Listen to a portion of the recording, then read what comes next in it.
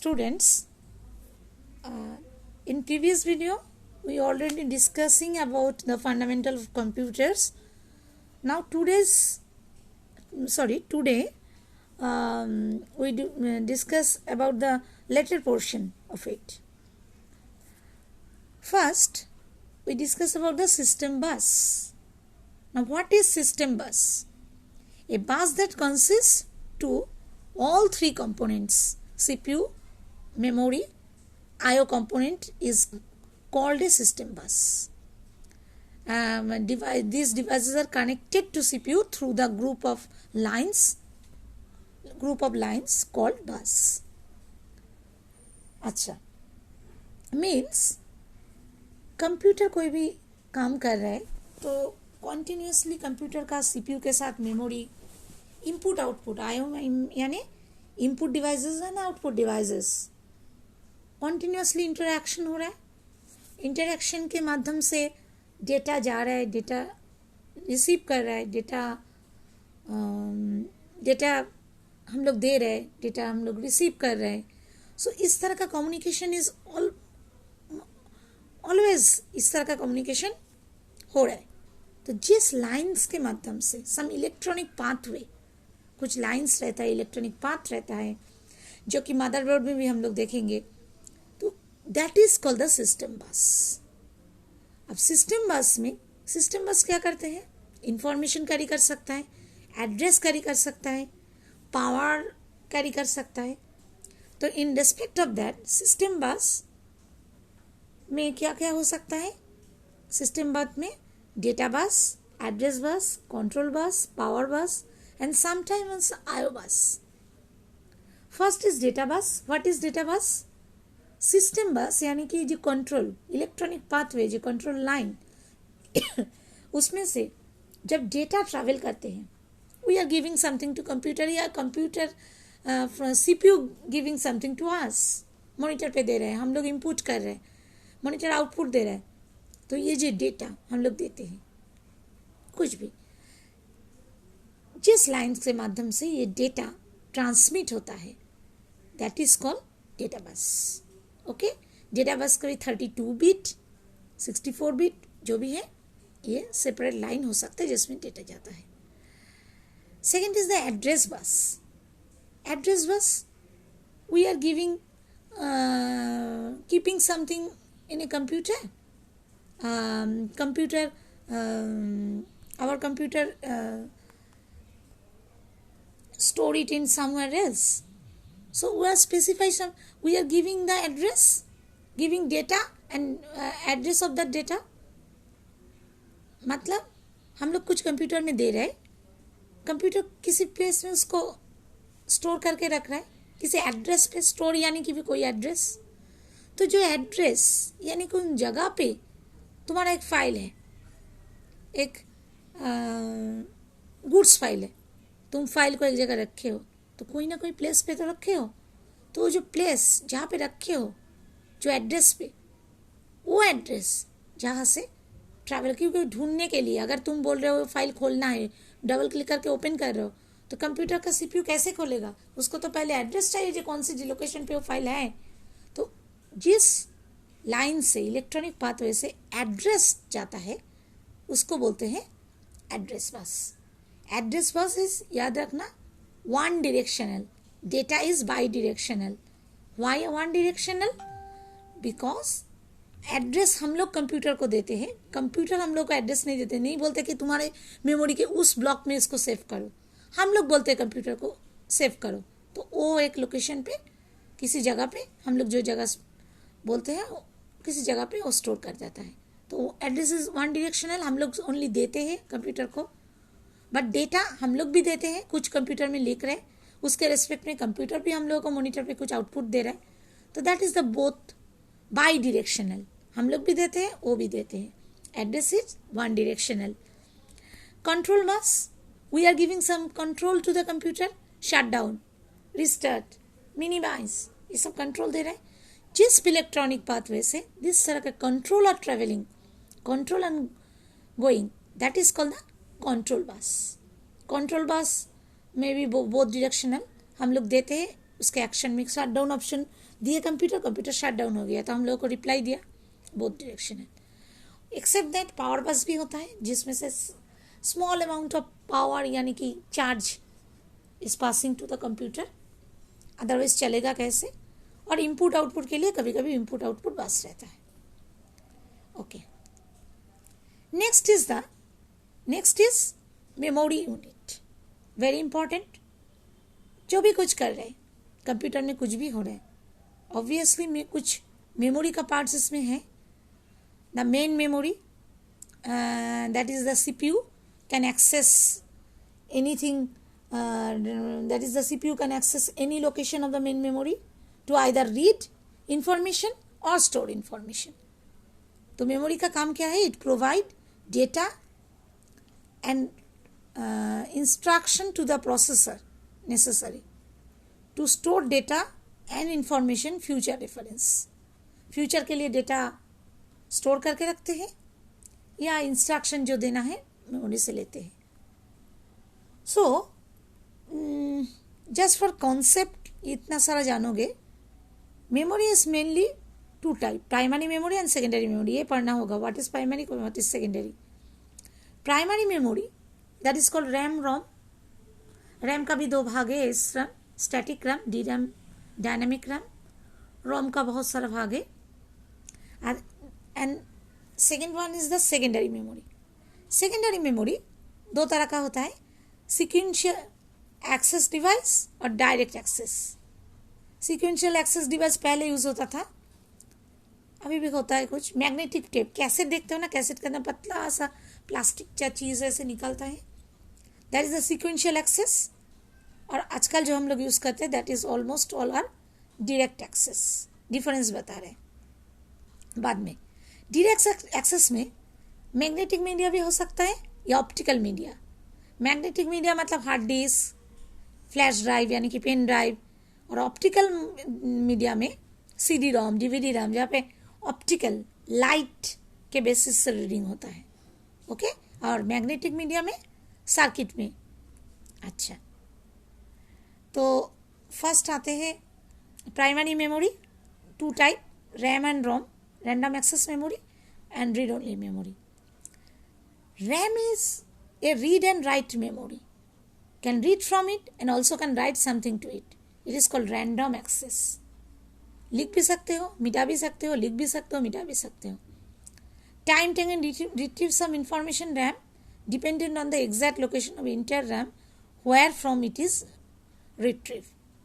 अच्छा, तो random access memory data दे सकते हो, मिटा सकते हो, लिख सकते हो।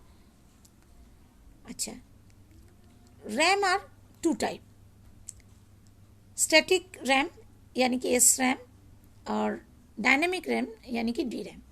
फर्स्ट ऑफ ऑल एक वर्ड बोल दे, that is called volatile. What did you mean by volatile? Volatile means RAM is a volatile type of memory. क्यों वोलाटाइल टाइप ऑफ मेमोरी? क्योंकि जब तक कंप्यूटर ऑन है तब तक रैम इज वर्किंग। जैसे ही कंप्यूटर ऑफ हो जाएगा रैम टोटल डिलीट हो जाएगा, रैम में कुछ रहता नहीं है। Power of mode, RAM is blank.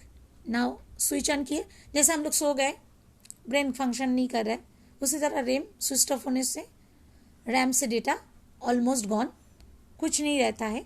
फिर स्विच ऑन होता है तो रैम में डेटा आता है हार्ड डिस्क से, तब हम लोग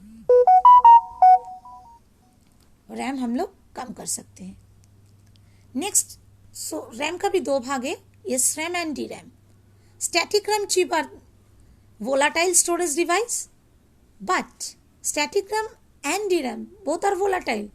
पावर ऑफ करने के बाद दोनों ही से डेटा गायब हो जाता है, but there are some small difference between it. Static RAM जो कि कॉस्टलियर है, दाम भी ज़्यादा है, जो टेक्नोलॉजी यूज़ करते हैं that is a transistor technology.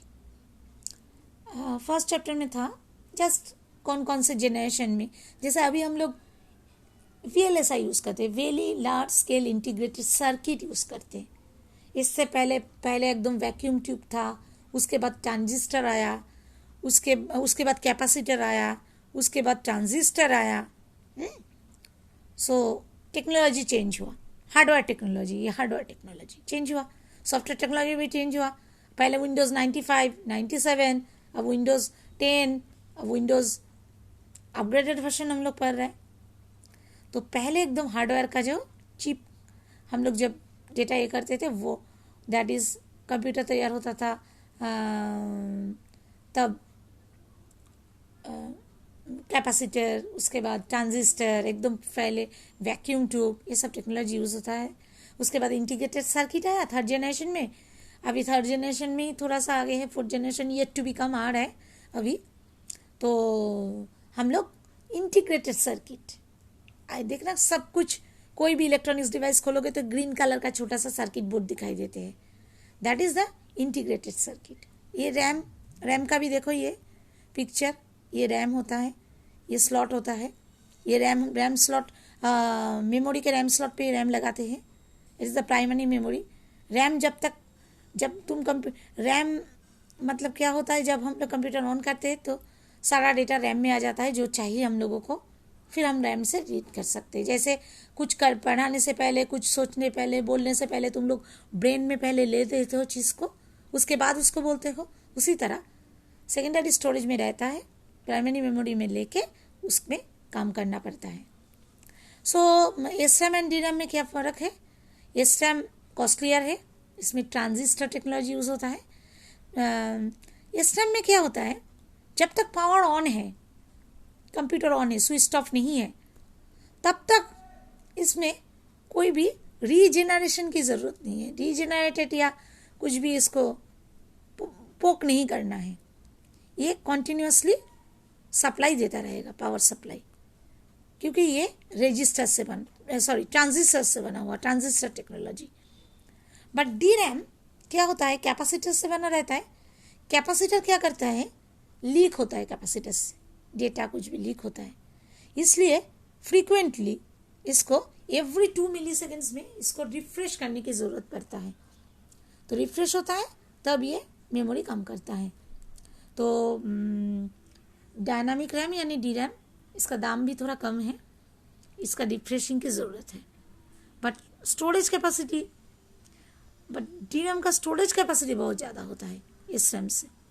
ये डिफरेंस थोड़ा पढ़ लेना, ये आता है low storage, high storage, low storage capacity, high storage capacity.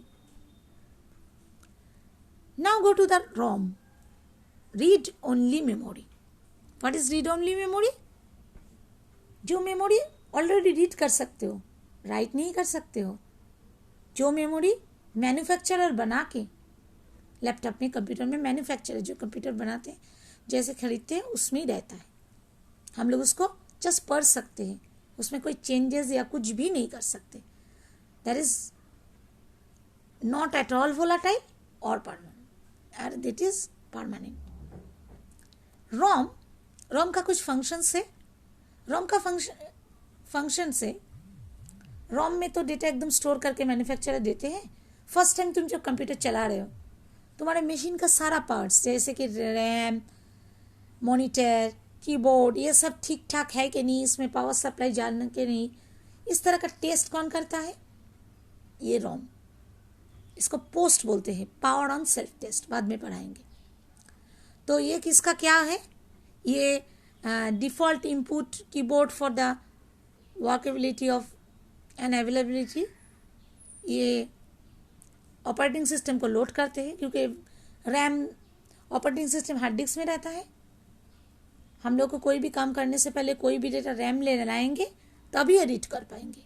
तो ये ऑपरेटिंग सिस्टम को रैम मिलाता है कंप्यूटर, तभी हम लोग कंप्यूटर को यूज़ कर पाएंगे।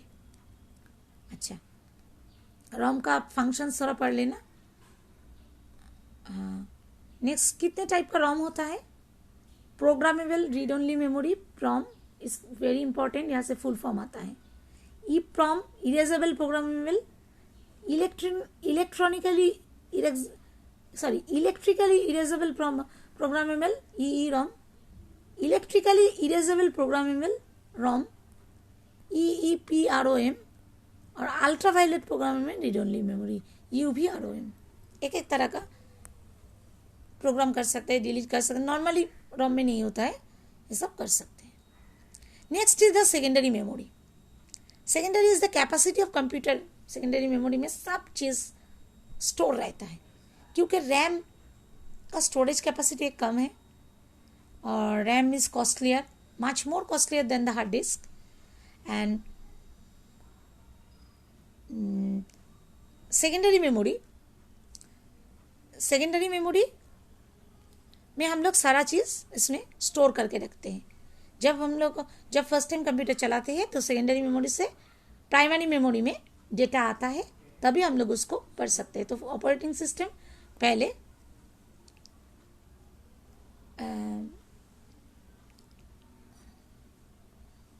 ऑपरेटिंग सिस्टम सेकेंडरी मेमोरी में रहता है, प्राइमरी मेमोरी में हम लोग लाते हैं। तो इसको ऑक्सिलरी स्टोरेज भी बोल सकते हैं। अच्छा, सेकेंडरी मेमोरी दो तरह का, इससे पहले बोले थे sequential and dynamic. Sequential access means one after another, मतलब तुमको 56, तुम्हारे पास 100 रिकॉर्ड है, तुम 56 रिकॉर्ड को खोलना चाहते हो, you can not directly go to the 56 number file, you have to go through 1 2 3 4 this way. तो दिस इज सीक्वेंशियल। पहले यूज होता था जैसे मैग्नेटिक टेप, जिसमें फीता करके निकलता था, अभी नहीं होता है। अभी हम लोग जो भी यूज करते हैं that is the secondary memory of direct access. Direct access में क्या है, magnetic tape, optical media. Magnetic tape में हार्ड डिस्क, पेन ड्राइव जिसमें सर्किट रहता है, और ऑप्टिकल मीडिया एक लेयर रहता है, लाइट बीम से पढ़ा जाता है। Magnetic tape is a secondary device similar to the audio tape, पहले जो यूज करते थे कैसेट, उस तरह का। Now is the direct access device. Direct access में फ्लॉपी ड्राइव अभी चलता नहीं है, एक आयरन ऑक्साइड मटेरियल का पतला सा प्लास्टिक का होता था, कभी हम इसका 1-2 पीस अगर रखा होगा तो हम तुम लोगों को दिखा देंगे बाद में। और second one is the HDD, hard disk. Hard disk जिसमें सारा इंफॉर्मेशन स्टोरेज रहता है, एवरीथिंग ऑन स्टोरेज। तो हार्ड डिस्क में सब कुछ स्टोर रहता है। हार्ड डिस्क का एक आयरन ऑक्साइड का एक लेयर रहता है। हार्ड डिस्क में magnetic plate coded the iron oxide, A number of plate stacked firmly, बहुत सारा प्लेट ऐसे एक साथ रख के स्टैक करके उसमें से डेटा रीड एंड राइट होता है। तो यहाँ पे 2 टर्म थोड़ा पढ़ लेना, track and sector. Track are the number of invisible connect electric classes.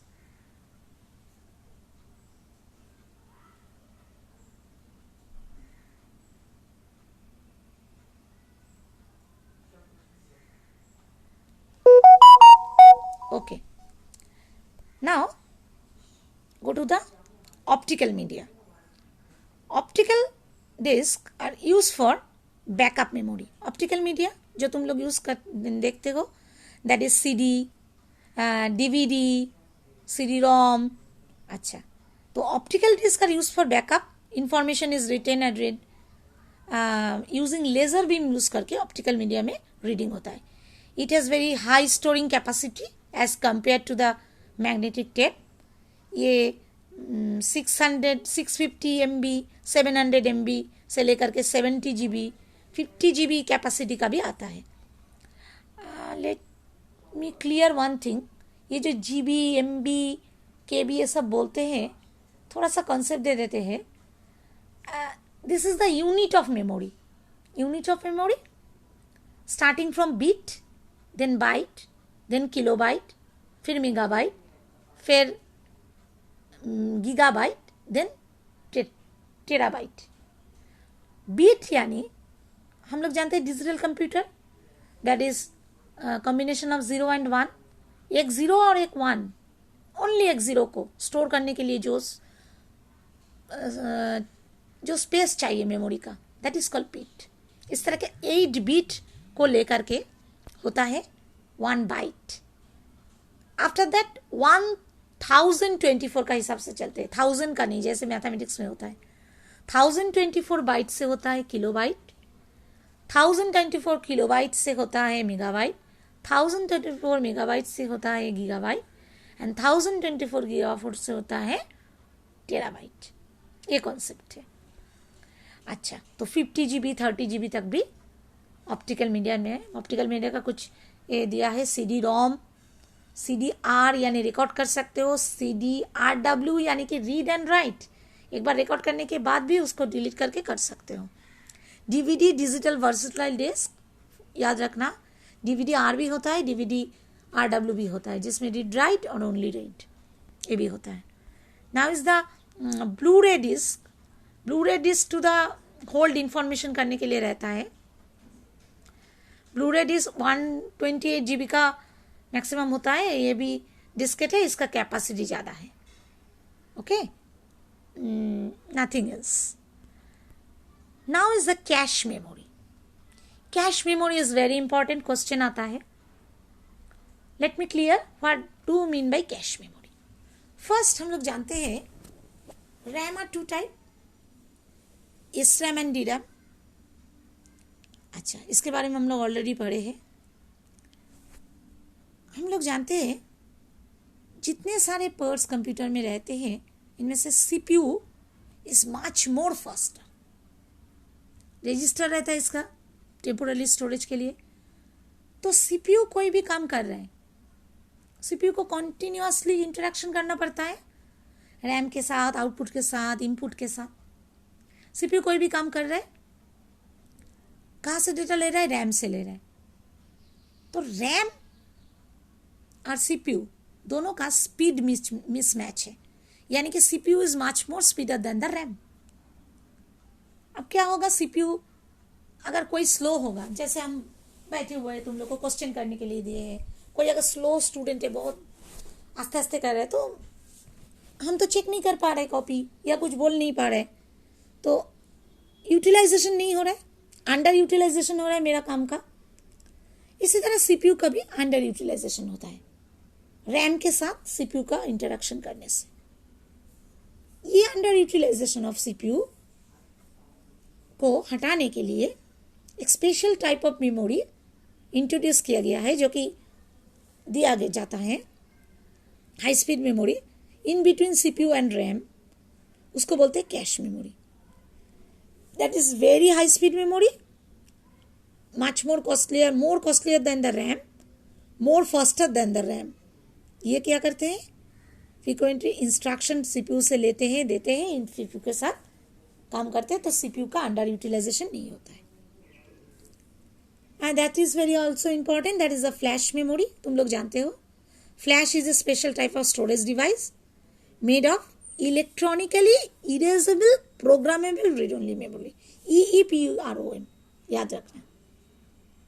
Flash drive से हम लोग डेटा दे भी सकते हैं, उठा भी सकते हैं, मिटा भी सकते हैं। इस तरह का जो ये होता है, that is called the flash memory. Flash memory में erased program unit memory call block, जैसे पेन ड्राइव, ये यूनिट में इसको इरेज करके इसमें डेटा लिखते हैं। और ये फ्लैश मेमोरी हम लोग USB पोर्ट में लेते हैं। USB मतलब यूनिवर्सल सीरियल बस, छोटा जो USB पोर्ट हम लोग बोलते हैं ना, उसमें हम लोग USB ये पेन ड्राइव लगाते हैं। अभी तुम लोग मेमोरी कार्ड भी लगाते हो उस तरह का, तो that is the flash memory. Okay, next is the computer in modern society. एक बार देख लेना कहाँ कहाँ मॉडर्न सोसाइटी में यूज होता है,